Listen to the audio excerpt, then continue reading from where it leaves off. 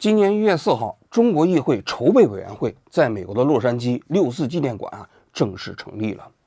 这次会议场面相当隆重众多海外民乐界的重量级嘉宾都赶到了现场捧场你比如王丹，海外民乐界的一哥就参加了会议，并且担任了总召集人。这个会议我看了一下，他们是筹备了好几个月通过了中国议会的宪章。宪章里头写的也是非常的详尽有讲了。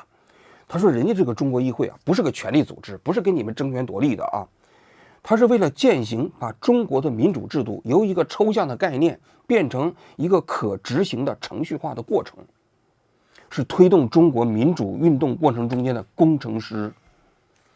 于是他们就讲了，他们有4项使命，其中最重要的有2项。第一项呢，就完成海外中国议会制度的准备；第2项，组织选民进行选举。那组织选民进行选举那问题紧接着就来了哪来的选民呢？那就在海外，所有的这些海外华人都可以进行选举他说了，他们初期准备发展1000人，远期的目标，最高目标准备发展1万人。然后呢，他也讲了那这个1万人也不是天花板多多益善，那也许越多呢，搞成14亿人都有可能那么这里头紧接着就面临一个问题，你在海外搞这个议会选举你怎么甄别选民的资格呢？那中共也经常破坏海外民运嘛。那如果你要是没有这个甄别系统，那中共派人夸一投票，那你这个中国议会的领导权不就被中共窃取了吗？所以在这次开会的过程中间，与会的嘉宾就讨论了一个非常严肃的话题，说如我们要甄别这个选民的资格就只能通过收钱的方式，一个人收$100，一个人收$100呢，那你就甄别出来了。你中共，你想想，你要是派人来，一个人交$100，那对中共来说也是非常沉重的负担嘛。那于是与会的嘉宾通过讨论，最后就形成一个决议，几票反对我忘了最后就通过了一个中国议会未来选举的时候，一个人要交$100。那么在这个过程中间他们呢还讨论了一些更重要的事宜，比如说海外的民运组织这些年发展屡战屡败，屡败屡战嘛，也形成不了什么气候嘛。然后呢，经常4分5裂嘛。现在人家也做了一些预防性的措施，讲到什么呢？说中国议会它呢不能搞个人化，不能制造领袖的神话，比如说王丹，对不对？那就德高望重，但是不能搞个人崇拜还你比如说不能搞终身制，习近平搞终身制，你看人家不能搞终身制这就比中共的体系那先进多了第二个呢，不能窃权，也不能随便污蔑这中国议会的领导人，同时呢，他们也不发布国家级的政治宣言。那么过去那海外的民运组织动不动就发布一个什么中国什么什么大联合，一个带有国家色彩的东西也没搞成，最后让人成笑话了。人家这次也不发布国家级的政治宣言了，你看搞得有声有色的这个会议过程中间呢，王丹就担任了总召集人，选举了这个叫耿万军当秘书长，这副秘书长呢就选举了袁觉。这袁觉我查了一下，从去年10月份就中国议会这个筹备委员会起草这个宪章的时候，他就是主持人，应该说在这个中国议会还是担任了非常重要的职务也相当于党和国家领导人这个级别了。但是没想到就是中国议会成立完之后也才半个多月，噩耗传来。1月24号这一天就满洲国驻纽约的特使，中国公民行动党的创始人叶公子叶荣，他在那个推特上就发了一段视频。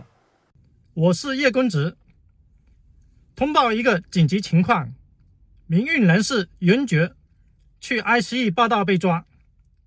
袁觉在国内，他呢就在那讲了，他说中国议会那作为一个国家级组织袁觉他也是中国议会的成员，中国议会成员在美国应该获得外交豁免权，不要国家对抗国家，希望 ICE 尽快释放袁觉。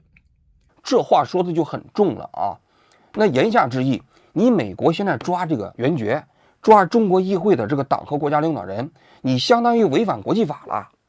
人家中国议会那也是一个国家的组织的高级成员呢，你这个美国你说抓就给人抓了，对吧？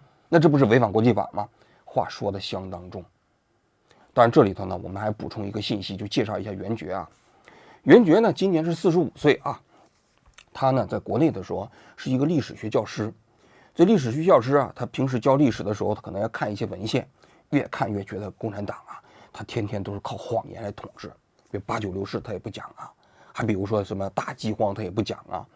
然后呢，他就肯定是对中共啊这个统治他非常不满。后来那不是反送中运动嘛，因为他在广州工作啊，他就越境到香港啊去参加反送中行动，看到警察镇压香港市民。然后呢，他跟香港市民聊天，香港市民有一个人跟他讲，说他自己住30多平米的房子一家，他当时非常吃惊啊，说30几平米怎么住啊？人家说30几平米在香港还算好的呢。他于是了解到了香港人很多人参加反送中运动，也是对香港长期以来的这个政府的政策不满。参加完这反送中运动啊，他花80块钱买了一碗牛肉面，在香港吃了回到广州啊。然后回到广州之后呢，紧接着2022年的时候，广东不是搞这个白纸运动嘛，当时全国各地都在搞啊，疫情期间啊，他自称他也参加了，参加完了之后，警察找他完之后呢，他就觉得中国这个国家没法待了，所以他在2023年的时候就通过厄瓜多尔啊走线走到了美国。到了美国之后呢，他立刻就加入了中国民主党。中国民主党啊，应该说在海外民运的各种各样的政党中间啊，算是势力最大的。这袁觉呢，因为在国内是一个历史学教师啊，他就被任命为中国民主党的党史法规部的部长，同时也是洛杉矶啊这个党部的培训部的部长，级别还是相当高的啊。那至少相当于正部级嘛。你想想，党史法规部的部长啊。那么我看了一下，他在美国从事的这个活动也很积极啊。你比如说去年10月1号，在中国驻洛杉矶的总领事馆门前啊搞抗议活动。这袁觉呢到那就是抗议啊，他说没有什么国庆，只有国殇。言下之意就是共产党你是窃取的政权呢，你窃取政权之后，中国老百姓民不聊生，被压迫嘛，所以只有国殇，没有国庆。然后11月份啊，这个洛杉矶的党部又在洛杉矶的中国领事馆门前搞这个纪念白纸运动3周年，他又是主持人。他作为主持人呢，我看在现场还有人在这慷慨激昂的打倒中共，天灭中共，习近平下台什么等等啊，口号喊的还是非常非常的激烈的啊。这袁觉到了美国之后呢，还做了一件事情，当时还引起了一些媒体的报道啊，他就设计了一套反共扑克。这扑克里头啊，画的都是习近平啊，带着病毒啊，然后还有蔡奇呀，给他捏脚丫子啊什么之类的啊，50多张牌，每一张牌都是用这种漫画的方式啊，讽刺中国共产党的独裁统治。他自己讲，他说这个扑克搞完之后啊，那中共就发现了，到了国内呢，好像还找他家人，他还在媒体上呼吁说中共你不要搞我们家人啊。所以你可以看到了吗？袁觉到了美国之后啊，他很快的跻身到了民运的高层，从事非常激烈的反共活动。那他被抓走了，那叶公子叶荣那肯定是这个心有戚戚焉呐。他就在这个视频中间就讲，请美国注重在美国的反抗中共的人士，因为本身在美国反抗中共的人就不多，不要继续再抓了，再抓就没有反共的人了。那你想想，这不是有点唇寒齿亡的味道了吗？是吧？当然我看也有很多人就在底下嘲笑他，说你看都抓没了，你看这些反共组织吧，在国内的时候没有被中共给搞掉，都被美国政府先把你们这些海外民运的党和国家领导人给抓起来了。当然了，还不仅仅是袁觉啊，其他的那些海外民运的党和国家领导人这个级别的高层人士啊，最近一段时期是频频被抓。就是这个叶公子叶荣啊，在去年的10月24号，他当时也发了一个视频。近期大家一定要小心 IC， 现在 IC 抓人非常厉害，没有规律，大家一定要小心。我们中国公民行动党令狐昌兵刚刚被 IC 抓捕，为什么呢？这令狐昌兵啊，跟他有关系，他不是这个中国民主行动党的这个创党主席吗？这个令狐昌兵啊，是他们中国民主行动党的创始元老。那他跟党务之间有联系嘛？结果他突然联系不上他了，联系不上他之后呢，他最后就找人打听，最后发现这个令狐昌兵呢，已经被亚利桑那州的 ICE 给抓起来，关到了移民监狱里头去了，很着急呀。然后他还在那个视频里头呼吁大家，他说最近一段时间大家要小心啊。从昨天开始，我就陆续的打电话通知了在加州、德州等等，就是亚利桑那州附近的中国公民行动党公开党员和秘密党员，叫他们这段时间一定要特别小心，不要随便外出。现在 ICE 抓人抓得比较凶，一般的生活问题少出门。但是如果反共的活动是可以参加的，因为目前我观察到反共活动现场被抓的还是比较少的。这令狐昌兵到底是什么背景呢？这令狐昌兵还挺年轻的，20多岁。据他自己讲呢，他过去好像在国内好像是个打工的啊，然后也是看不惯这中国的统治，后来呢就通过厄瓜多尔走线到美国。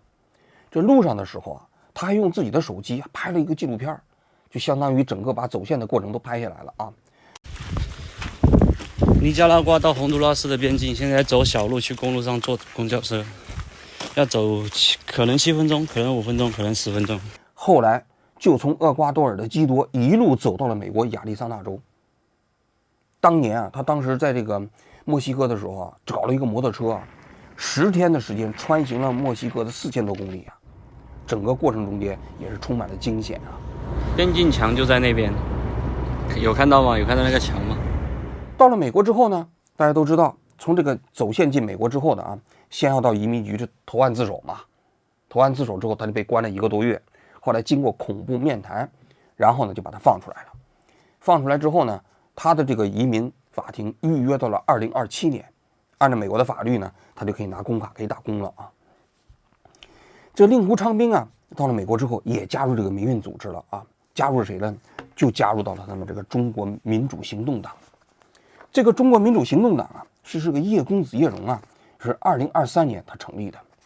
这叶公子叶荣其实也挺有来头的他原先是在中国国内，后来呢他就移民到了新加坡，又从新加坡移民到了美国我看他经常有时候还讲起国内的事情他讲中共迫害他国内的家人，他希望中共你不要找他的家人了，因为他在美国天天喊天灭中共嘛，那你不要搞我们国内的家人然后他组织一些人到联合国抗议，比如李强到这个联合国去发表讲话的时候，他组织一帮人坐着地铁到联合国门口去抗议中共滚出联合国！中共滚出联合国 ！CCP get out of the UN！ CCP get out of the UN！ 李强下个李克强！李强下个李克强！逮捕习近平！逮捕习近平！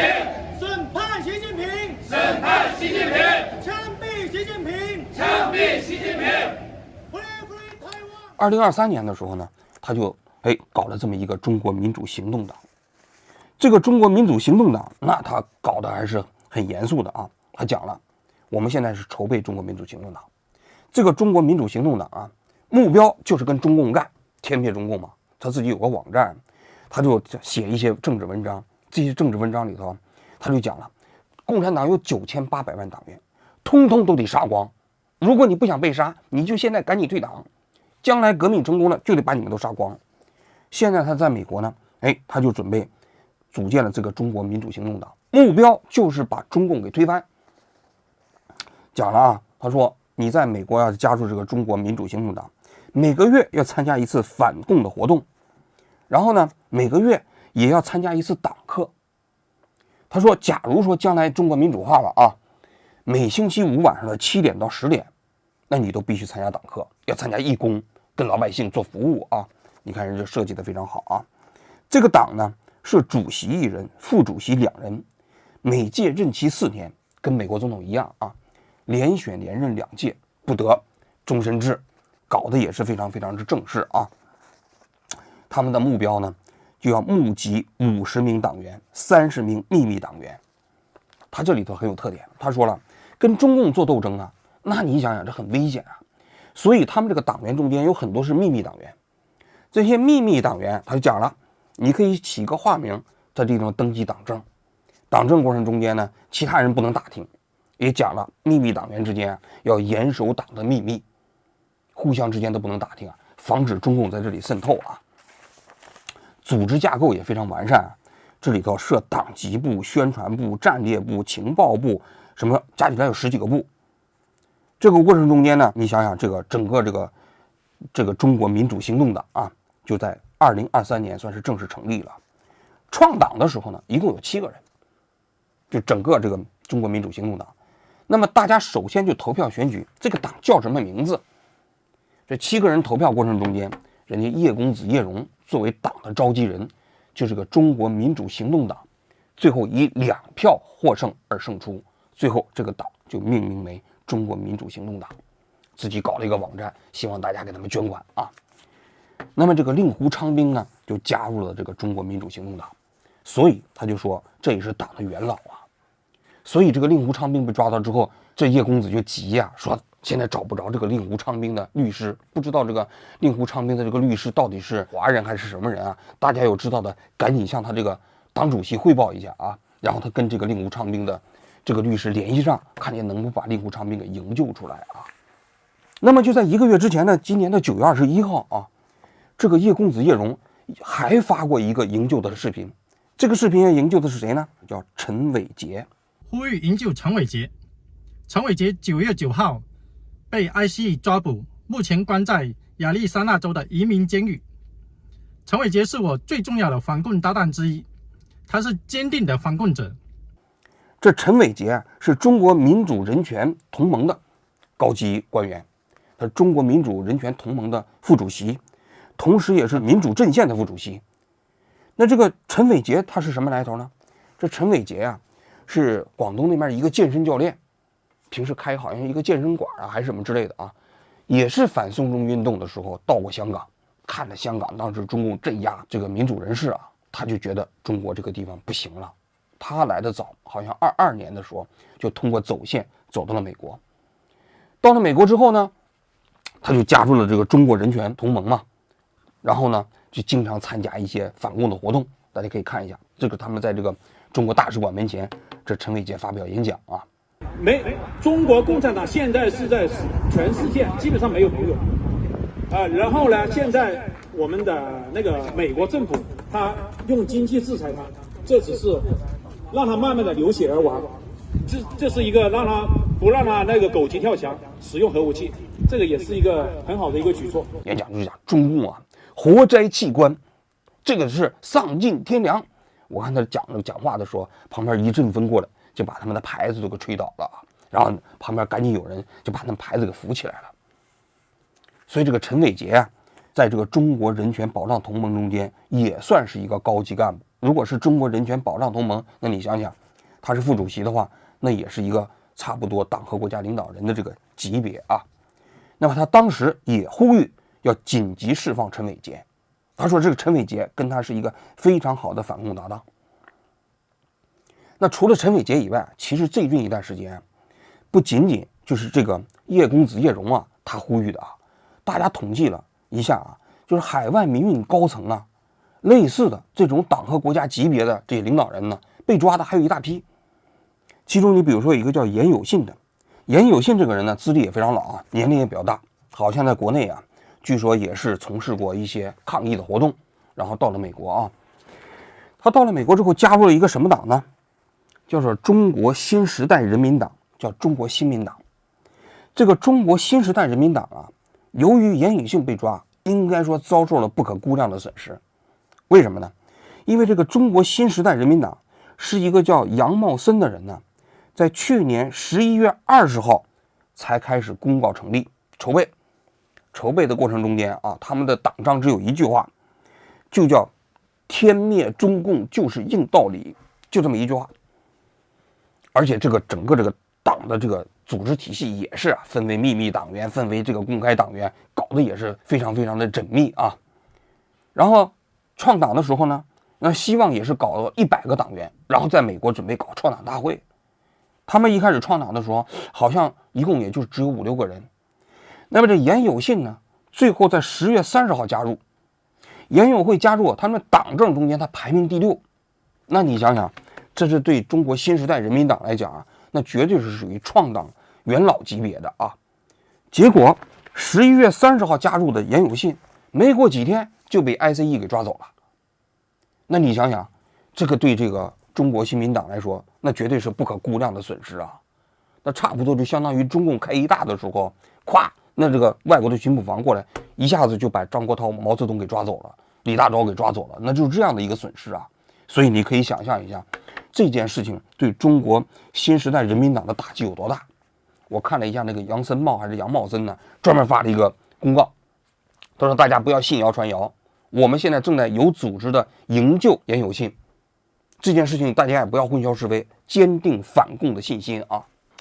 那么紧接着说完这些故事之后，我们要回答一个问题啊：为什么最近一段时期 ICE 要抓这个民运的高层呢？党和国家领导人呢？这里就有一个背景，大家可以看一下，就是这些被抓的人都有个共同的特征，他们大部分都是在2022年以后通过厄瓜多尔走线走到美国的。当时当然大多数都是南美的人走线到美国但是2023年的时候，大家还记得吗？那一年通过南美走线到美国的大概有35000人，那比前一年一下增长10倍啊！所以那个时候很多中国人都通过这条线路进入到美国走线。那么进入到美国之后呢，一般的程序我刚才讲了，他首先是到移民局把他抓起来关在那个移民局的看守所里，然后通过一个恐怖面谈。那恐怖面谈的时候呢，这些人呢就要提出在美国进行政治避难。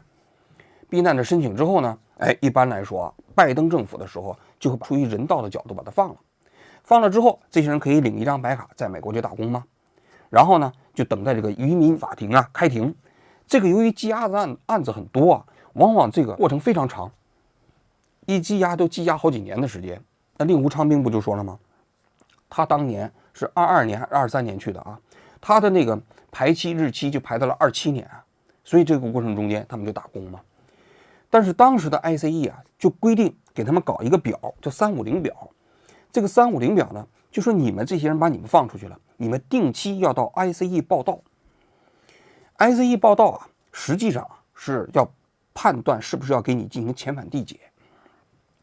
但是在拜登时期一般来说遣返这些非法移民都是有条件的，就多数这些人都是在美国犯罪了，那你报到的时候人就直接把你抓起来关到移民监狱里头就递解了但是大家都知道2025年不是川普上台了吗？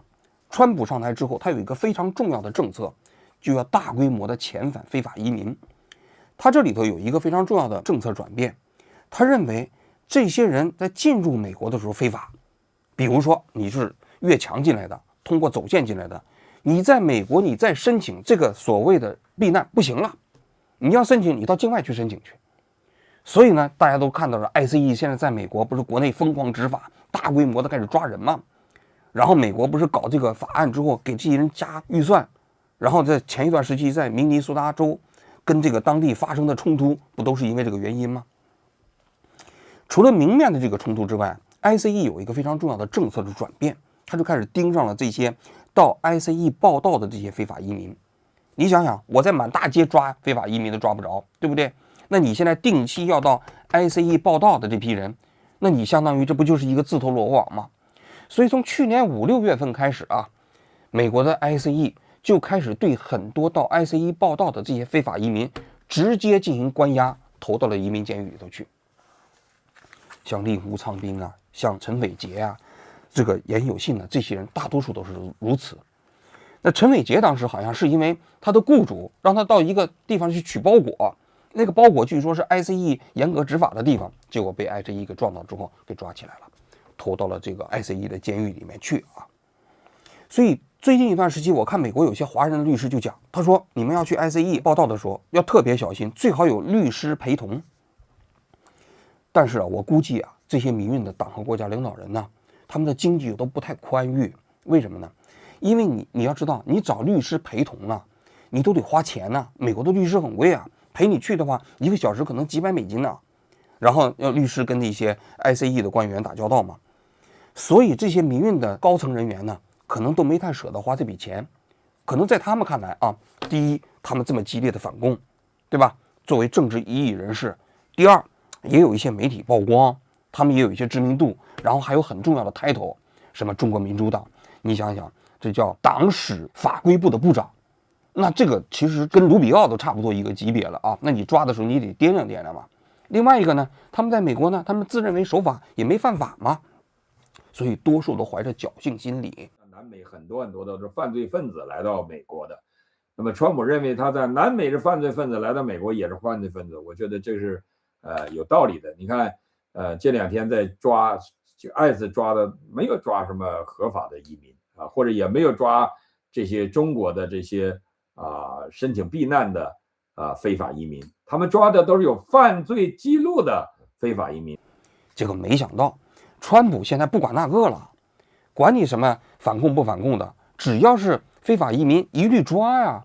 所以就在这种背景之下，从去年的下半年到现在，已经有7、8名这个海外民运的党和国家领导人这个级别的高层人员被 ICE 抓起来，都投到了 ICE 的监狱里头，现在正在等待递解。整个事件来龙去脉大概就是如此啊。那接下来我谈谈我自己的看法啊。那么美国的这个政治避难一来说就有很大的漏洞，因为它这个避难有2个层面。第一个层面呢，就是说你在中国，你比如说你被迫害了，你跑到美国去，然后我给你提供庇护，这是一种情况啊。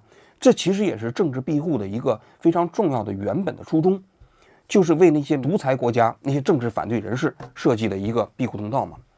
另外一个通道呢，就是说你在中国，你虽然说没有进行反共事业，但是你到了美国，你开始从事非常激烈的反共活动，那么你一旦回到中国，那共产党肯定收拾你嘛。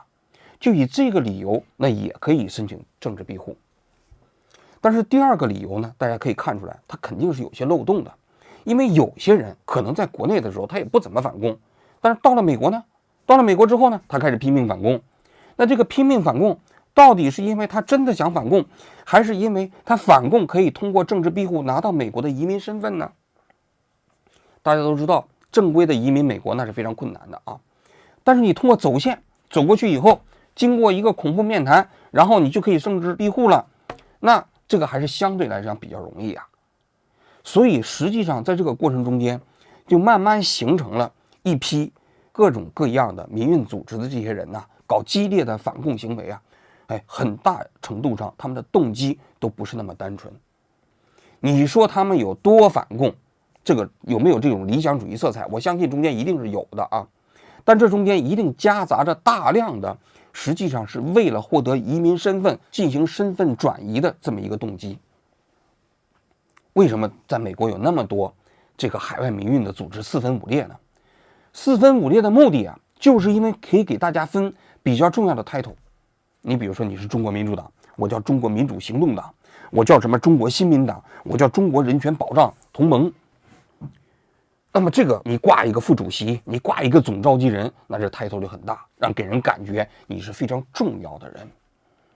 但实际上这种所谓的重要啊，在现实生活中，美国的移民机关的人慢慢也看透了，这些机构本身很多在美国常年的运作过程中间，也沦为了一个专门给大家办移民机构的这么一个中介组织。那个中国人权保障同盟，他那个主席姓金，是个女的啊。共产党是逼人死，但是如果人过了这一关不怕死，那就是让你共匪死。没错，真的全人类没有这么邪恶的一个组织。这个共匪，你越了解他越，他们拿人的命根本不当人命啊！孔子学院的共匪的思想，他们这些共匪的这个特务机构，在美国的大中小学充分的宣扬所谓的中国的在世界上的具有高度影响的富有国家的影响力。金主席啊，他在那个总部里头慷慨激昂的讲话，你看讲话的过程中呢，墙上就写了一个标语，叫金钥匙职业介绍所。也就是说，人家这个中国人权保障同盟除了反共的同时呢，还给大家介绍工作。你看这一条龙服务搞得还是挺不错的。然后它背景板上还有一个叫什么艾梅尔什么事务所啊，也是一个广告。那至于那个事务所是干什么的，我也没查啊。但是大家可以看一下，人家这个中国人权保障同盟啊，这个搞得也很正式啊。那就是那个陈伟杰那个镜头一扫过来，下面这里写的诸位众议员、参议员，中国人权保障同盟啊，哎，应该怎么弄？你看看搞的那个规模多大，多吓人呐！就是这样的一些人搞的这个四分五裂的，每一个组织基本上就3、5个人。你包括那个叶公子叶荣，那是叫中国新民党吧？这个中国民主行动党的创党主席呀。我看他自己在那个商店里头拿起一瓶酒，就在那讲：“哎呀，过去在中国就喝这个酒啊，想家了。”看到这个酒，我有点想哭，因为20多年前，在中国喝的都是这个，制法是12年了，红方、黑方，还有捷克丹尼。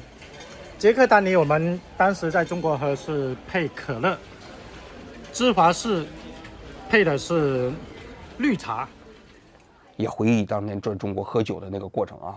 然后我看他跟他自己的同伴啊，在街上买那个外卖，这个披萨饼啊，就在那吃。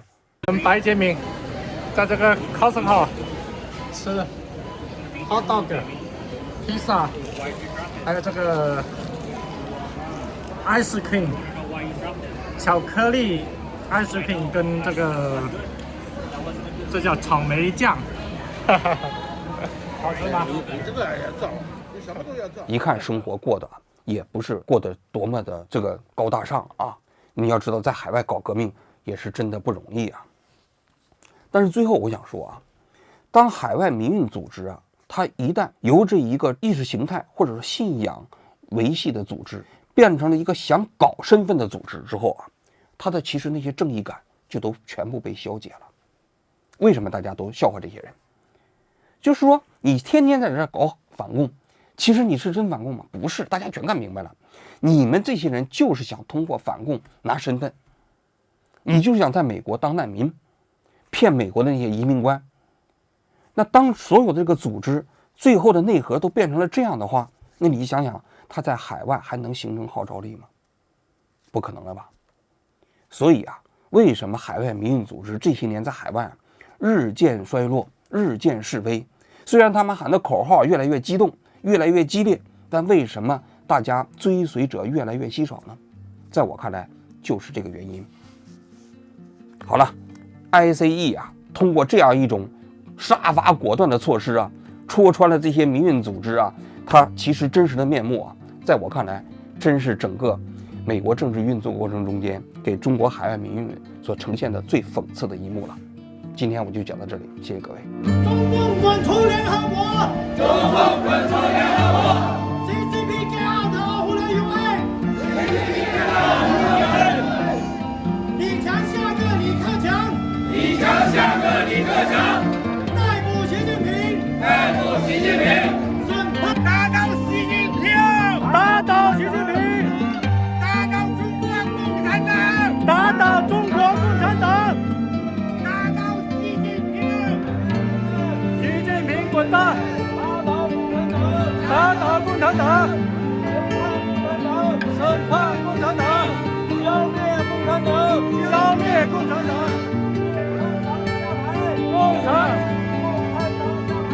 共产党下台！消灭共产党！打倒共产党！习近平下台！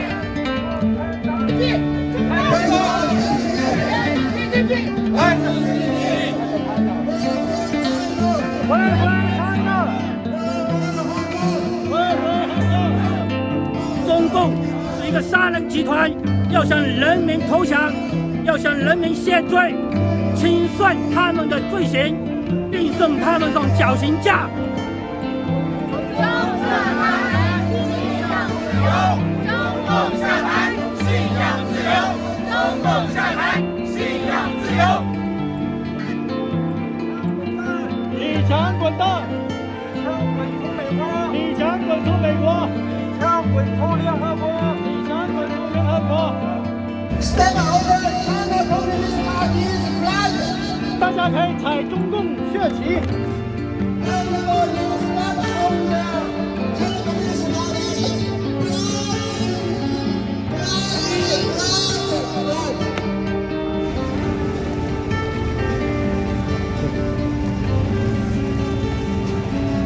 打倒共产党！打倒共产党！打倒共匪！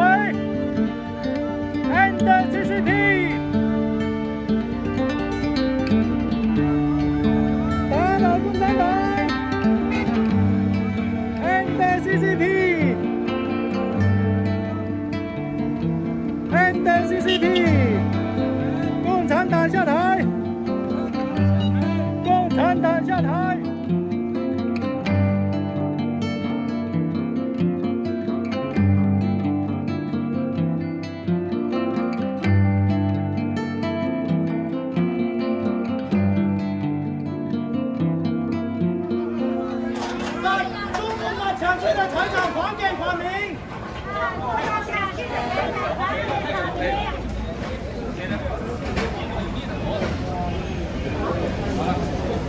结束了，全部都。